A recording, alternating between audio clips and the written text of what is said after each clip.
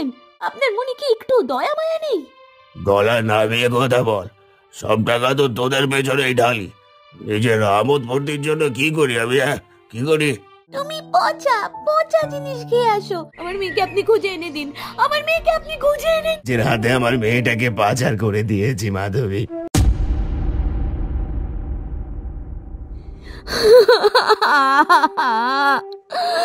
আপনি আপনি কি করলেন? আমাদের আমাদের মেয়েটাকে আপনি নিজের হাতে পাচার করে দিলেন। বিশ্বাস করো, আমি বুঝতে পারিনি। আমি তো জানতাম না যে বস্তাটাই আমাদের রিমি ছিল। ও ও নিজের সন্তান জানলে আর পাচার করতেন না, কিন্তু অন্যের সন্তান হলে ঠিকই পাচার করে দিতেন, তাই তো? আপনি আপনি একটা জানোয়ার। আমি আমি আপনার সাথে থাকবো না, থাকবো না আমি। আমাকে ছেড়ে তুমি যেও না মাধবী, আমার আর কেউ নেই, তুমি যেও না। না না, আপনার মতো অমানুষের কাউকে প্রয়োজন নেই। যে মানুষ নিজের স্বার্থের জন্য অন্যায় কাজ করতে পারে তার সাথে আমি কোনো সম্পর্ক রাখতে চাই না। আমি আমি চলে যাচ্ছি। মাধবী তুমি যেও না, যেও না মাধবী, তুমি ফিরে এসো।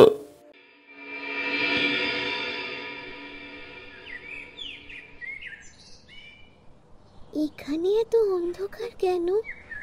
আমি কোথায়? এটা তো একটা বস্তা মনে হচ্ছে। এখান থেকে যেভাবেই হোক বেরোতে হবে। আর এগুলো কি? ওই পাজি লোকটা মনে হয় নিঃশ্বাস নেওয়ার জন্য বস্তায় ফুটা করে রেখেছে। কানের দুলটা দিয়ে বস্তার ছিদ্রগুলো বড় করব। দেখি কোনোভাবে বের হতে পারি কিনা।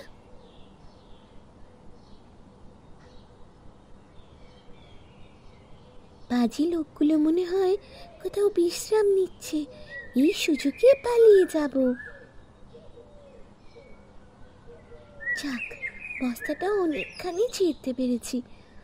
আরে ওটা কি? মনে তো হচ্ছে একটা কাঁচি। দড়ি কাটতে গিয়ে কাঁচিটা ফেলে গেছে। দেখি তো কাঁচিটা নিতে পারি কিনা।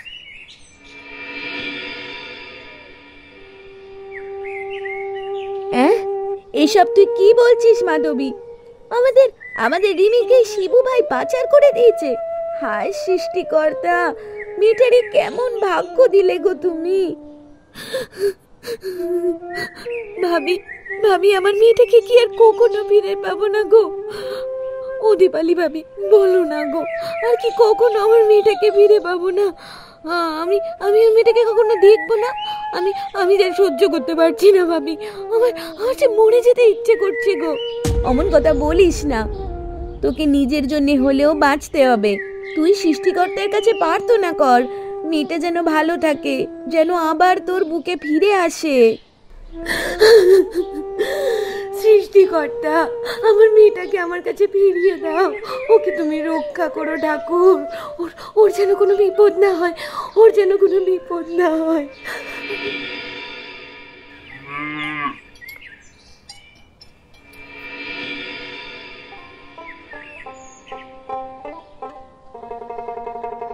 সকাল থেকে চোখ মেলতেই শুরু হয় কাজকর্ম, আর ভালো লাগে না বাপু।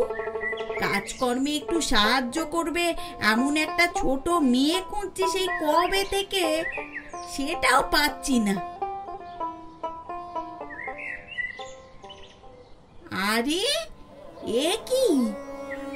এই এই মেয়ে, কে তুই? এই কি রে, কথা বলছিস না কেন? আমি রিমি। রিমি? তোর নাম বুঝি রিমি? আমি উত্তর পাড়ার মাঠে খেলছিলাম, তারপর আজও লুকোচুরি খেলায় আমি চোর হলাম। কি আর করা, আমি গুনতে শুরু করি আর সবাই লুকোনো শুরু করুক। 1 2 3। এই যে ছোট্ট মেয়ে, এদিকে শোনো। আমাকে ডাকছেন? হ্যাঁ হ্যাঁ, এদিকে এসো।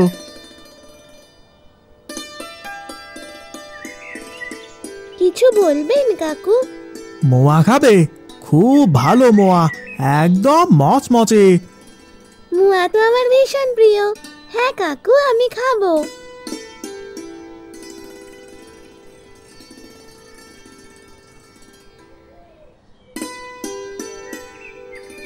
মা, মোয়াটা তো বেশ মজা, খুব মচমচে। আমার আমার খুব খুব ভালো ভালো লেগেছে। আ আ আ আমার আমার মাথাটা কেমন ঘুরছে, ঘুমে ঘুমে চোখ জড়িয়ে আসছে। আমার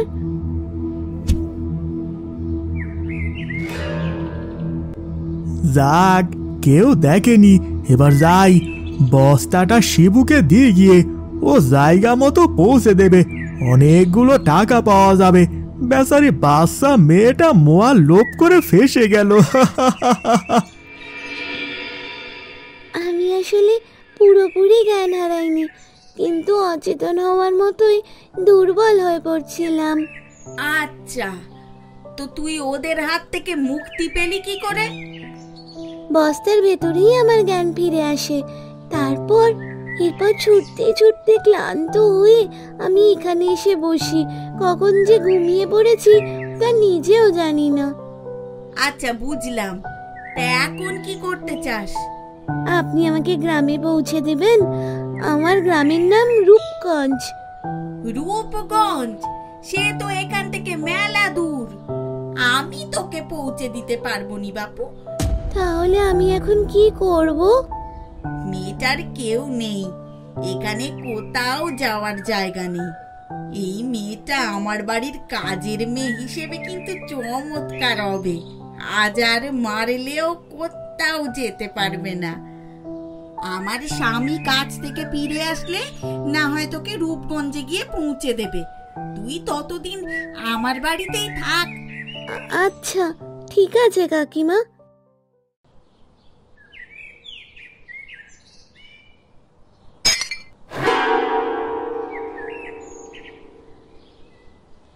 কি রে, কি ভাঙলো আবার? কাছের জগটা ভেঙে গেছে কাকিমা।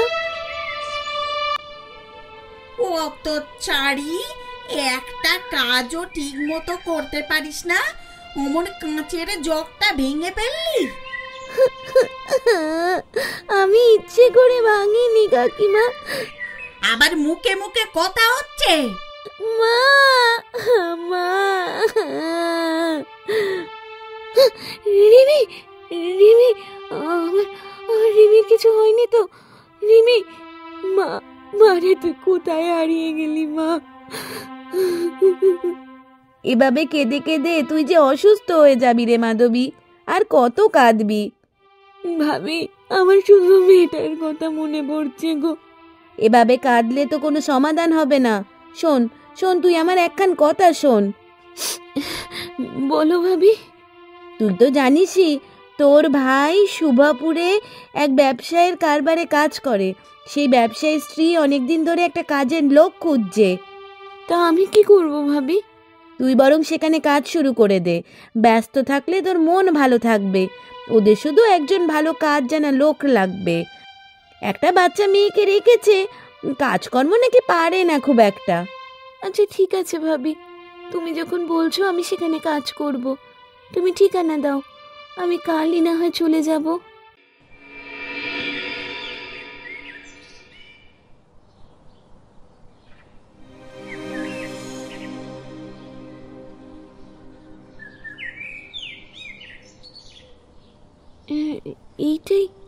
এইটাই তো মনে হয় সেই বাড়ি।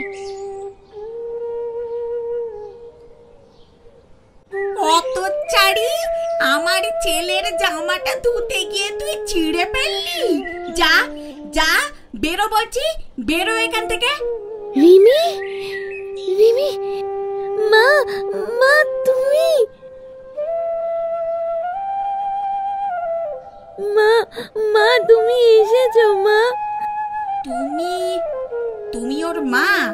হ্যাঁ হ্যাঁ, আমি ওর মা। চল মা, তোকে আর এখানে কাজ করতে হবে না। কি বললে? তুমি আমার কাজের মেয়েকে এখান থেকে নিয়ে যাবে? তোমার এত বড় সাহস!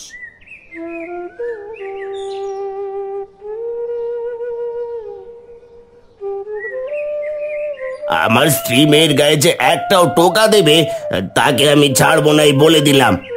আপনি আপনি এখানে এলেন কি করে?